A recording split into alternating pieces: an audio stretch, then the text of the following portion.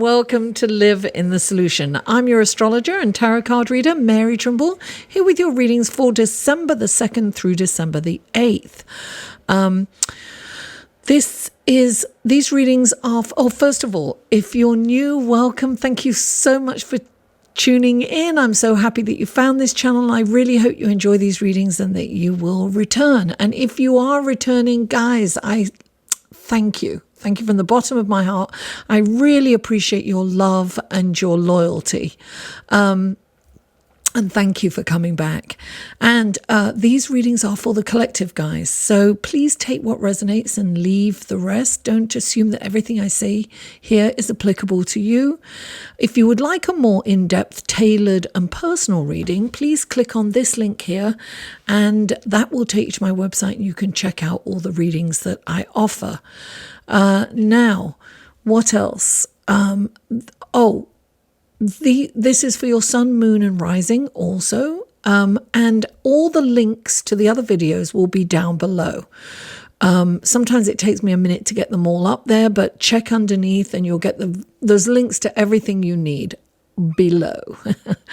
Now, I have a Facebook group, guys, and I do a live feed every 2 weeks in that Facebook group, which correlates with either the full moon or the new moon. And we look at how you are receiving the energy of the new moon or the full moon, respectively. And whoever shows up, we look at those horoscope signs. And I have my tarot cards on hand to answer any questions. So we have a really good time in that group. It's very positive, it's very nurturing, and it's a private group. So if you would like to join, click on the link below and that will take you, and all you have to do is answer a couple of questions and you'll get in.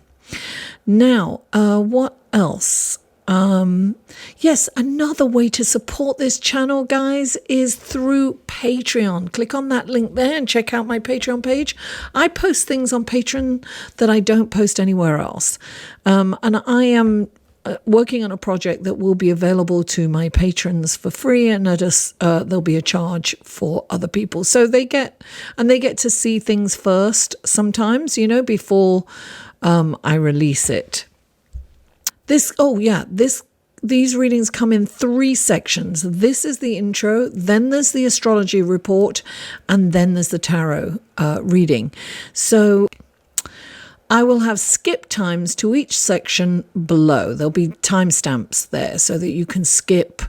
If you're checking out your sun, moon and rising, you don't have to check out the astrological or the intro again.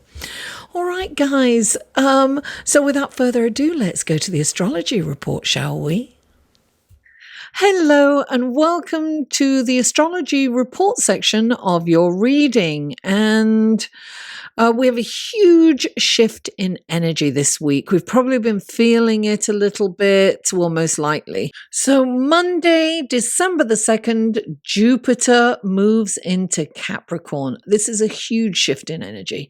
It's moved from Sagittarius, which is its home sign, fire and excitement and passion, and it's moving into a earth sign, which is grounding and practical, a very, very different energy.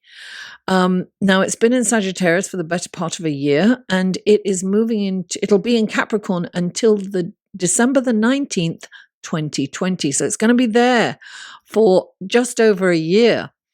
Now, Jupiter expands our experiences, our knowledge, and whatever actually we're focused on at the time. Jupiter represents optimism and growth and generosity and abundance. And in Sagittarius, Jupiter encouraged us to develop our cultural and spiritual awareness, and to raise our higher minds, to broaden our outlook, and to have faith.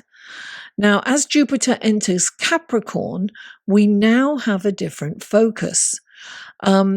Jupiter in the earth sign of Capricorn will make us more practical and realistic. We're motivated to achieve our goals by visualizing our success. It's kind of concrete. It's very grounded and very kind of realistic. We grow and expand our horizons through action. So it's about doing, not about just, contemplating and thinking of brilliant ideas. It's very kind of grounding. And we're not so easily enticed by get rich quick schemes that we may be thinking of, we may have been thinking of in Sagittarius. During Jupiter's transit through Capricorn, we are less likely to take risks. We need clear goals and strong plans to get tangible results.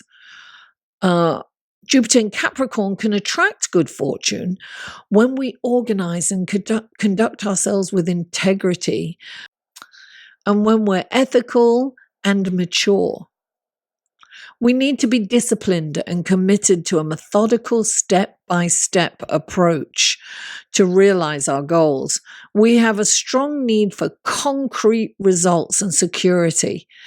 We need to be aware of a self-serving attitude, though, and cultivate patience and tolerance for weaknesses during this transit. Jupiter is about expansion, as I said before, so there can be a danger of overdoing things. We could expand our waistline, for instance. We can do things that, we can overdrink, overeat, anything that's kind of addictive, gambling. We can have that tendency. So it's really important to be aware of that tendency and not to engage in any kind of addictive behavior.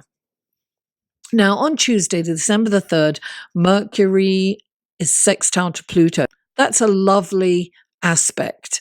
Now, Mercury is the planet of communication and thought, and Mercury is in Scorpio, right, which is ruled by Pluto. So we're already in this deep thinking, contemplative, thoughtful communications kind of energy. And then with Mercury sextiling Pluto, the ruler of Scorpio, we're likely to delve even deeper into the crevices of our mind. Personal growth and deep conversations and connections are possible. This is a wonderful energy to go into therapy, to do some therapeutic work, or even past life regressions. Now, later on the same day, Venus is sextile to Mars. Now, Venus and Mars are the archetypal lovers, right? Passion. So we can expect passion. And physical, sensual exploration, even perhaps eroticism, and could even be kind of sexual taboos, because, Mercury and Pluto are also, we've got that energy going on. Now, on Sunday the 8th, the Sun is square to Neptune. This is a very challenging aspect and can lead to oversensitivity. Feeling a lack of energy and a lack of motivation. Neptune can be visionary at its best, but with this aspect, it can be delusional. We can easily be duped and lied to. So resist taking any risks or making any life-changing decisions at this time, because we can all be prey to people who are, being a little nefarious and perhaps not telling us the truth. And we too can perhaps hide things and not be so honest ourselves. Now, we can also fall prey to depression or melancholy during this time too. Now, later, about 12 hours later, just over 12 hours later, the good news is that Neptune and Venus will bring your focus to romance and sensual feelings again. So it's a great time to explore creative, romantic, sensual activities with your partner, or indeed go on dates if you're single. It's a good energy to meet someone. It's very kind of magnetic. So love is in the air, guys. Though resist the urge to make any commitments at this time. Without further ado, let's go to your tarot reading, shall we? Hello, Libra, and welcome to the tarot card section of your reading for December the 2nd through December the 8th. This is for Libra. Libra, what wonderful gifts, guidance, blessings, and helpful information can you give Libra for this coming week, the week of December the 2nd through December the 8th?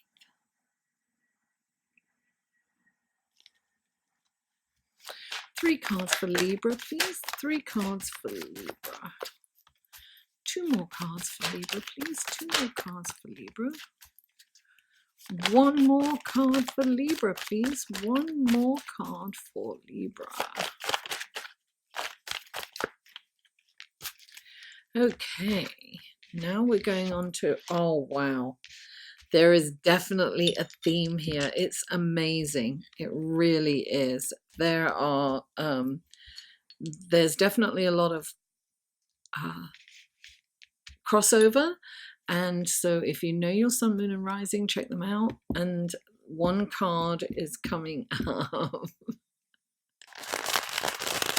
Sun square Neptune, darling. Sun square Neptune. We're going to feel that energy all week, and it is coming through. Okay, so these are clarifying cards for Libra. What wonderful gifts, guidance, blessings, and helpful information can you give Libra through these clarifying cards for the week of December the 2nd through December the 8th? Please clarify. Oh, there we go. Please clarify. Oh gosh, the whole deck. Ooh, Libra, there's a lot of messages here for you. Here we are. Okay. And please clarify. There it is. Okay. Oops. There we go. All righty then. All right. Let us take a look at your cards, shall we, Libra? Okay, so the first card out for you is the King of Swords. And then you have the Six of Swords, clarifying that. And you have the Two of Swords, a lot of swords going on here, Libra, all cerebral. It's all about your thought processes. That you've got the Hanging Man, or the Hanged Man in this deck. Then you have the Seven of Swords, which is the repetitive card throughout here. Oh wait, it's not this. Is it the Seven? It's the Five of Swords, darling, not the Seven. And then you have the Ace of Swords. Alrighty then. The first card out for you is the King of Swords. The King of Swords is this incredible leader. He's brilliant. He's cerebral. He's, just and fair and honest. And we must be just, fair, honest, have integrity during this time with Jupiter in Capricorn. Whatever we focus on will expand. And that can go for negativity too. And we really need to be self-disciplined and very honest. The King of Swords is the champion for justice, and he's the truth seeker, the ultimate truth seeker. I always think of him, he's very much like the Justice card. He will, pass judgment very easily, but he'll take into account, he kind of reminds me of you, Libra. It's the balance, the scales. It's about taking your heart out of it, the emotions out of it, and making rational and realistic decisions. And that is definitely what we must do. Now, clarifying it is the Six of Swords. So there's a situation that you need to get away from it, and you've got some fear about moving away from it. But I think you really have to kind of look at the truth. Something is not working. Now, this can be a person. It can be a lover. It can be a friend. It can be a family member. It can be a job. It can be where you live, what you live in, how you're living. So this is something that you need to move away from. And listen, there's some fear. When the Six of Swords comes in, there's some fear there because you are going through, you're through, you've been in a storm. There's been choppy waters, there's trouble, there's problems, there's trouble where you're at. And so having faith to move in, it's like she's got to move. I'm saying she's got to move. Look, she's got the kid, she's got the cloak over it. Surreptitiously, she's got to move on. She's got to move in the middle of the night. It's that kind of, under the cloak and daggers kind of thing, right?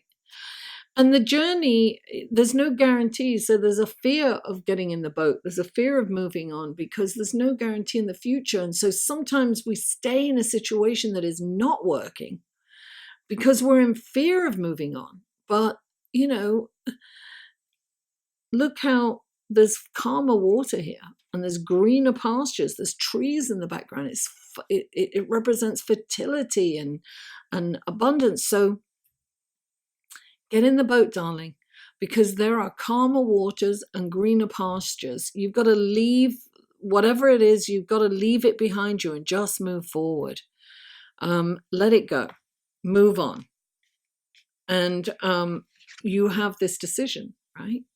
You've got the Two of Swords. It's a decision. You really need to kind of move on from this. You need to get in that boat and move on. You're procrastinating on making that decision. And it's like, you're afraid of what's ahead of you. And so it's almost like the discomfort is a comfort for you. Sometimes people are in really uncomfortable situations and kind of painful situations, but it almost becomes their norm. The new normal, if you will, the new norms, right? So it's about moving away from that. You deserve better. Make the decision, because by not making the decision, you're blocking your energy. You're staying in this turbulent water, in this turbulent space, and this really not a great place for you, instead of moving forward to greener pastures. And you clarifying it as the Hanging Man. Listen, take a look at this from a different perspective. Look upon this as, you're going to get some freedom. You're going to move away. The Hanging Man is like sacrifices himself. He's hanging there. He's in like a yoga pose. He's hanging from the tree of life. And he's looking at a situation from a different perspective, in a different way. And he's seeing it in a whole new light. And when you do that, you'll be able to make the right decision. Now, the next card is the Five of Swords. And the Five of Swords is about, burning your bridges, basically.